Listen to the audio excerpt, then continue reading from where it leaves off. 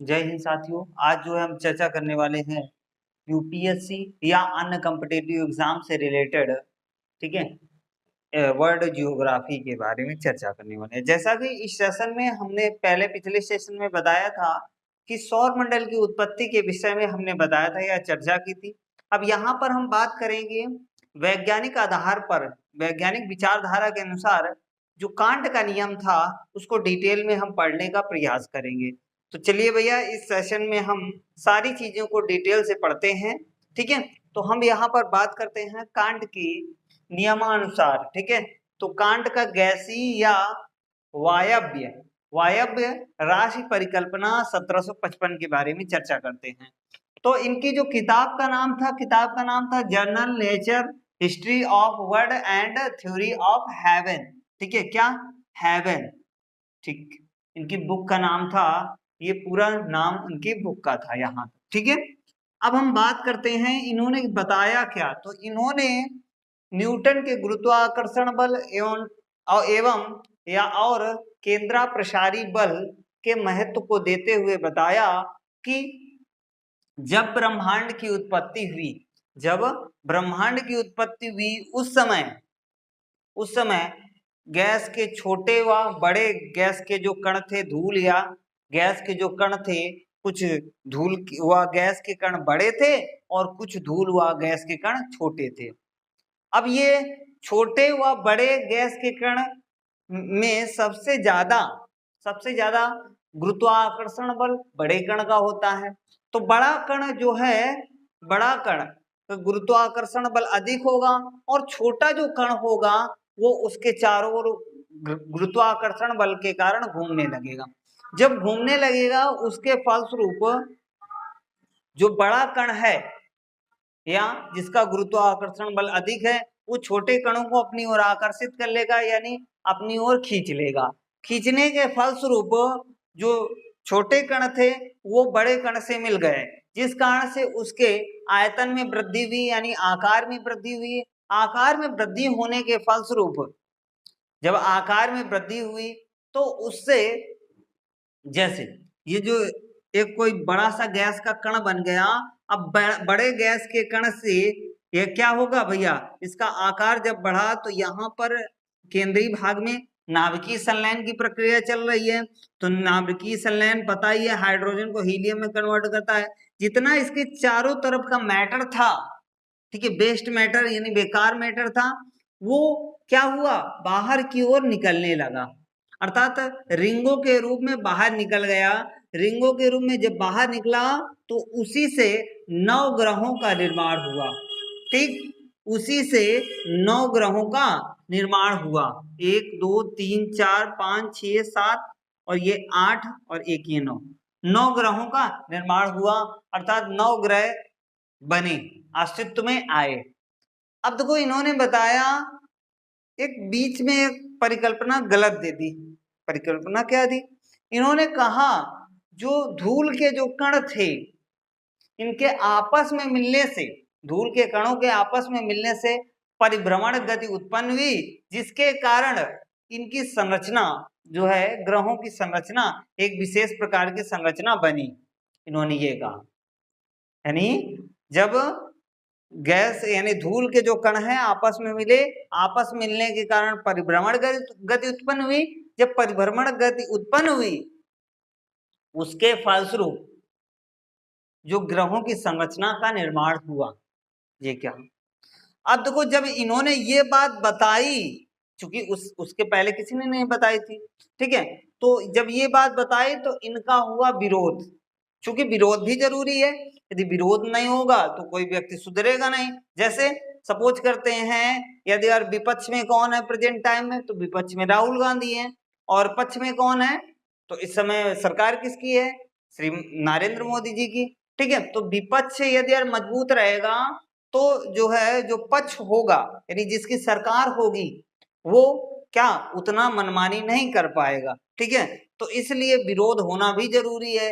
यदि विरोध नहीं होगा तो फिर व्यक्ति सुधरेगा नहीं। तो इनका भी विरोध हुआ, अर्थात इनसे इनकी आलोचना की गई। आलोचनाओं में कुछ आलोचना मुख्य ये है कि इनके अनुसार गैसीय कण, गुरुत्वाकर्षण कण कण के कारण मिले, यह शक्ति, इनसे पूछा गया यह शक्ति प्रारंभ में कहाँ थी और बाद में ही क्यों प्रकट हुई। इन्होंने ये कहा जब ओरिजिन ऑफ यूनिवर्स, जब ब्रह्मांड की उत्पत्ति हो रही थी तो उस समय ये शक्तियां कहाँ थी, उस समय ये शक्तियां कहाँ थी, अर्थात गुरुत्वाकर्षण बल की जो शक्ति थी वो कहाँ थी, उसके बाद में ही क्यों प्रकट हुई। पहले ही जब ओरिजिन यूनिवर्स का जब निर्माण हुआ था तो उसी समय ये शक्तियां प्रकट हो जानी चाहिए। गुरुत्वाकर्षण बल की जो शक्ति है या केंद्रापसारी बल की जो शक्ति है ये पहले ही प्रकट हो जानी, बाद में ही क्यों प्रकट हुई। तो इसके बारे में जब पूछा गया तो इन्होंने कुछ जवाब नहीं दिया। दूसरी बात, इनके अनुसार कण के आपस में मिलने से परिभ्रमण गति पैदा हुई, जिसके कारण परिभ्रमण गति पैदा हुई, जिसके कारण इनकी थ्योरी को असत्य साबित कर दिया गया। अर्थात क्यों असत्य साबित कर दिया, क्योंकि गति विज्ञान कहती है कि कणों के आपस में मिलने से कभी परिभ्रमण गति नहीं पैदा होती, बल्कि परिभ्रमण गति के कारण ही कण आपस में मिलते हैं। नई बात समझे, बात को ऐसे समझते हैं जैसे राहुल गांधी जी हैं, ठीक है, तो राहुल गांधी जी ने भारत जोड़ो यात्रा की, भारत जोड़ो यात्रा की, अर्थात कहने का मतलब यह है पूरे देश में परिभ्रमण किया यानी गति की। यदि परिभ्रमण ना करते तो उनके साथ व्यक्ति क्या इतना जुड़ता, जितनी सीटें मिल चुकी हैं, ठीक है, कांग्रेस को क्या इतनी सीटें मिलती, नहीं मिलती। अर्थात उन्होंने जब भ्रमण किया तब उनके साथ में व्यक्ति जुड़े, व्यक्ति का मतलब कण, यहाँ हम रिलेट कर पा रहे हो सभी लोग, यहाँ हम कण की बात कर रहे हैं, कण एक व्यक्ति जिससे जो है समझाने के लिए हम बता रहे हैं, ठीक है, तो उनसे व्यक्ति क्यों जुड़े, तो चूंकि उन्होंने भारत जोड़ो यात्रा की। उसी प्रकार यदि वो ना घूमते तो क्या उनके साथ कोई जुड़ता, उतना नहीं व्यक्ति जुड़ता। अर्थात वैसे ही इसमें गति विज्ञान भी वही है, वही कहती है, यानी विज्ञान कोई अलग विषय नहीं है, हमारे समाज से ही रिलेट होता है। अर्थात जब कण आपस में मिले उसके फलस्वरूप परिभ्रमण गति नहीं पैदा होगी, बल्कि परिभ्रमण गति के कारण ही गति पैदा होगी। यानी कण आपस में मिलेंगे, सॉरी, कण आपस में कब मिलेंगे, तो कण आपस में तभी मिलेंगे जब परिभ्रमण गति उत्पन्न होगी। तो इनकी थ्योरी को, ये जो उल्टी थ्योरी दी थी, इसको असत्य साबित कर दिया गया। इसके बाद अगली बात करते हैं, यदि सभी ग्रह सूर्य से बने हैं, ठीक, सूर्य से बने हैं, तो सूर्य और ग्रह यानी अन्य ग्रहों में समरूपता होनी चाहिए। सूर्य और ग्रहों में क्या होना चाहिए, समरूपता होनी चाहिए, लेकिन नहीं है समरूपता।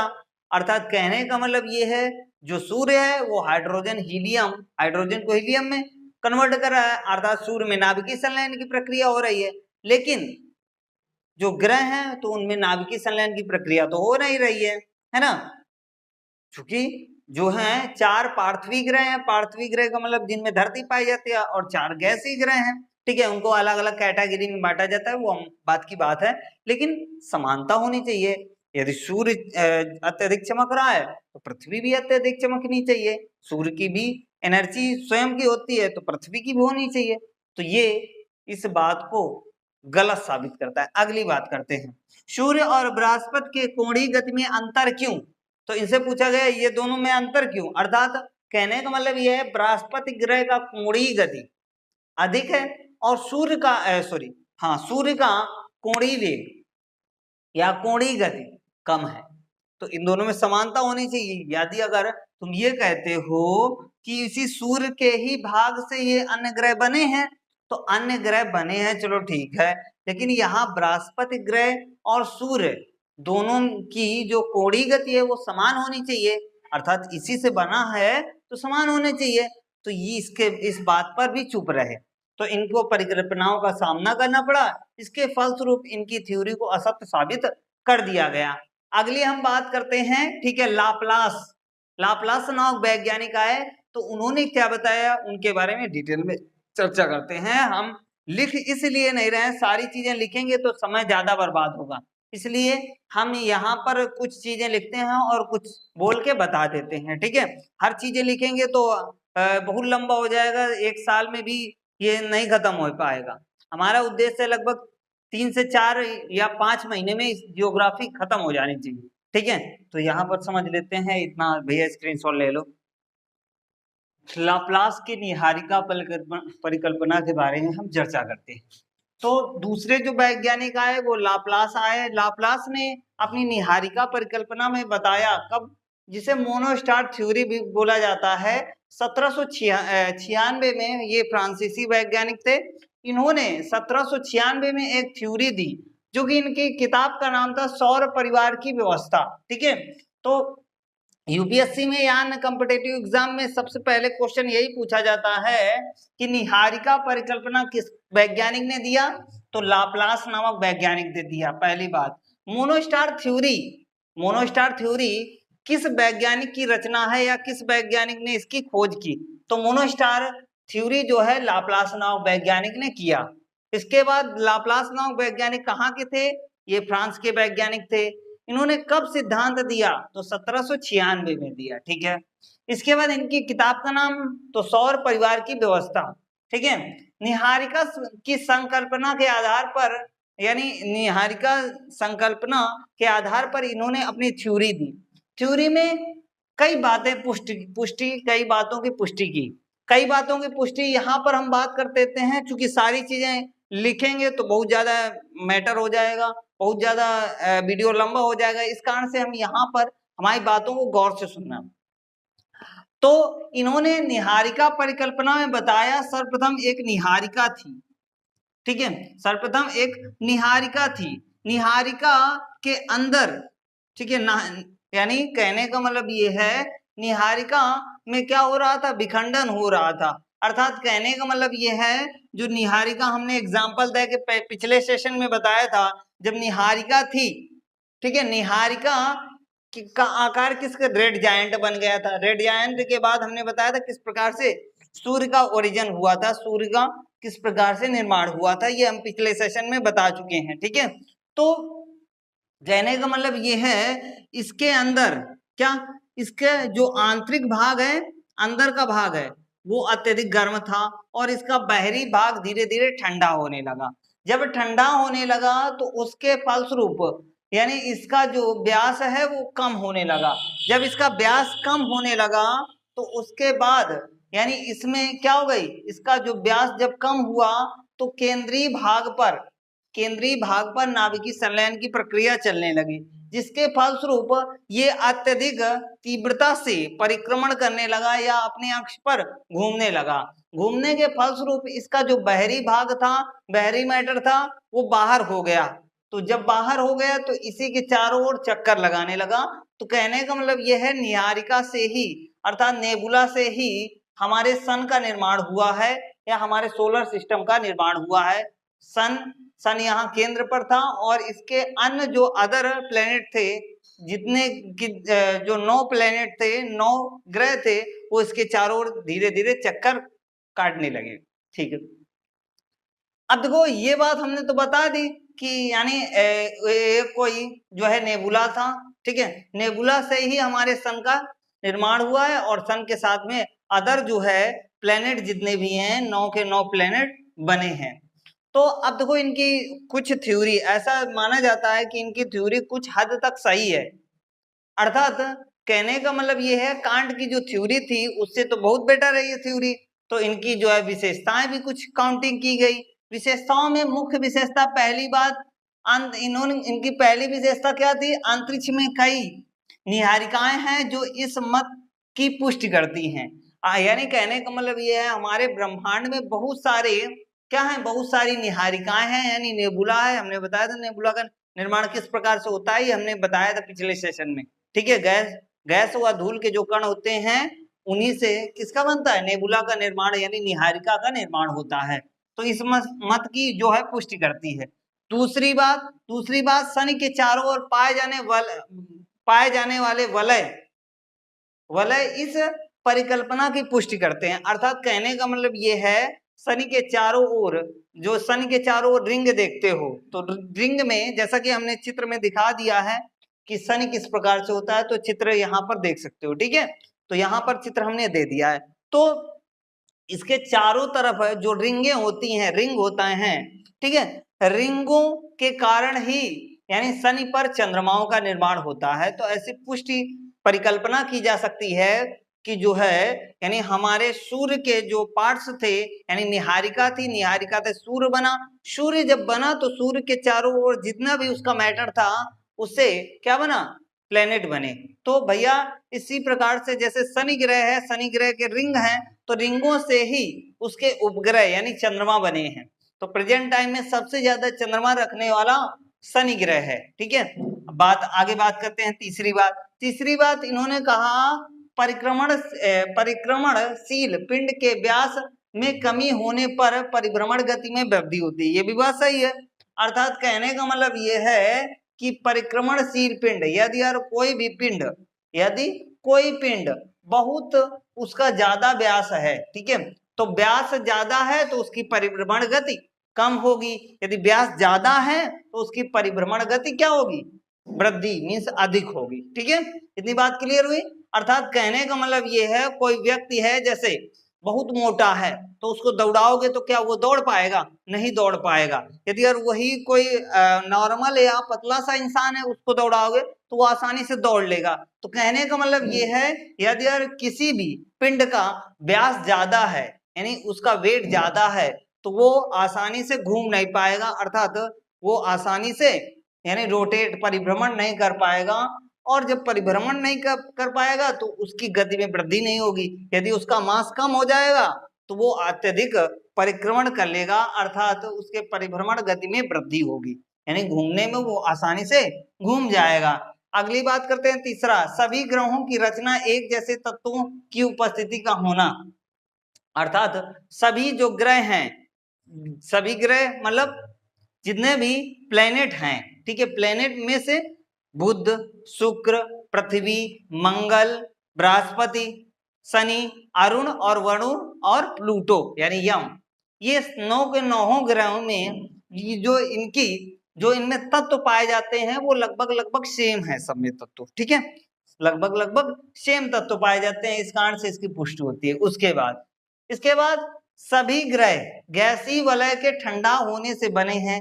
इसका ऊपरी भाग ठोस व इसका आंतरिक भाग गर्म या तरल है। गर्म या तरल यानी केंद्र भाग, क्या पृथ्वी का जो केंद्र भाग है वो अत्यधिक गर्म और तरल मतलब लिक्विड फॉर्म में है। ठीक है, लिक्विड फॉर्म जानते हो, जैसे ज्वालामुखी इसका उदाहरण है। ज्वालामुखी से जो लावा निकलता है वो पृथ्वी के केंद्र से निकलता है और ज्वालामुखी का रूप ले लेता है, तो ये इसके उदाहरण है। तो इनकी बातें बहुत हद तक सत्य मानी जाती हैं। लाप्लास ने बहुत सारी चीजें सही बताई, लेकिन अब यहाँ पर फिर इनकी आलोचना तो होगी ही।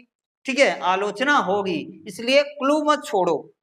क्या कोई व्यक्ति यदि यार क्राइम कर रहा है तो यदि यार क्लू छोड़ेगा तो पकड़ा जाएगा, तो इन्होंने क्लू छोड़ दिया तो क्या होगा, सूर्य, इन्होंने इनकी आलोचना, पहली आलोचना, सूर्य एवं बृहस्पति ग्रह की के कोणीय गति में अंतर क्यों, वही क्वेश्चन चिपका दिया जो पिछले जो आलोचना कांट महोदय को झेलनी पड़ी वही आलोचना इनको भी झेलनी पड़ी। तो इनसे पूछा गया कि सूर्य और बृहस्पति के कोणीय गति में अंतर क्यों, क्या मतलब कोणीय गति किसकी सबसे ज्यादा होती है, बृहस्पति की, तो समान होना चाहिए, ये पूछा गया। दूसरी बात, सूर्य एवं अन्य ग्रहों की संरचना में अंतर क्यों, अर्थात सूर्य तो हाइड्रोजन और हीलियम से बना है, लेकिन ये क्या पृथ्वी या अन्य ग्रह क्या हाइड्रोजन व हीलियम से बने हैं, नहीं। तो ये बात एक अगली पुष्टि हुई। इसके बाद तीसरी, निहारिका की उत्पत्ति के बारे में कुछ नहीं कहा, अर्थात इन्होंने सिर्फ सोलर सिस्टम की उत्पत्ति के बारे में बताया, लेकिन निहारिका के बारे में नहीं बताया कि निहारिका की उत्पत्ति कैसे हुई, तो इसके बारे में भी बताना चाहिए इनको। ठीक है, उसके बाद निहारिका से केवल 9 वलय ही बाहर क्यों निकले, कमियां ज्यादा होने चाहिए, 9 ही क्यों निकले, ये तो फालतू का क्वेश्चन है, बेवकूफ बना रहा है साला। ठीक है, इसके बाद आगे क्या है, 5वां नंबर, यदि सूर्य निहारिका का अवशिष्ट भाग है, यदि सूर्य निहारिका का अवशिष्ट भाग है तो इसमें भी भूमध्य रेखी उभार होना चाहिए, अर्थात जो इसका केंद्र है, केंद्र पर उभार होना चाहिए, जिस प्रकार सूर्य के केंद्र पर उभार होता है या ब्लैक होल के केंद्र पर उभार होता है, उसी प्रकार इसमें भी उभार होना चाहिए, तो इस मत को ये भी नहीं पुष्टि कर पाए। अब हम बात करेंगे डिटेल में जो है द्वितारक सिद्धांतों के बारे में चर्चा करेंगे। तो यहाँ तक हमने बताया कांट का नियम और लाप्लास का नियम, इन्होंने एक तारक का सिद्धांत दिया, ठीक है, एक तारक का सिद्धांत दिया। अब द्वितारक सिद्धांत के बारे में अगले सेशन में चर्चा करेंगे। तो आई होप यहाँ तक समझ में आया होगा। यदि समझ में आए तो दोस्तों के साथ में शेयर कीजिए, चैनल पर नए हो तो चैनल को सब्सक्राइब कीजिए। मिलते हैं अगले वीडियो में, तब तक के लिए जय हिंद।